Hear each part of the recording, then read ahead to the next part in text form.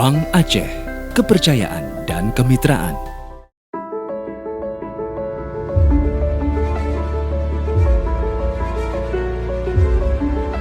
Selangat Timoh, bunga kenanga yang tumbuh, merupakan identitas masyarakat dan ikon korporat Bank Aceh Syariah.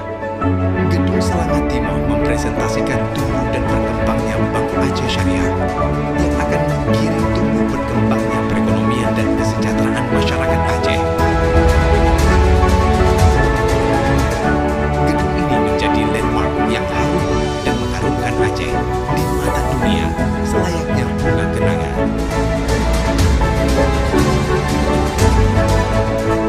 Identitas kultur dan value korporasi disatupadukan sebagai konsep utama dalam desain gedung ini.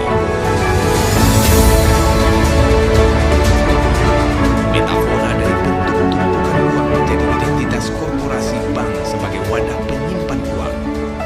Dua masa yang bergerak tumbuh vertikal, melambangkan pergerakan tumbuh bersama antara masyarakat dan korporasi bank dalam mencapai tujuan kemakmuran bersama.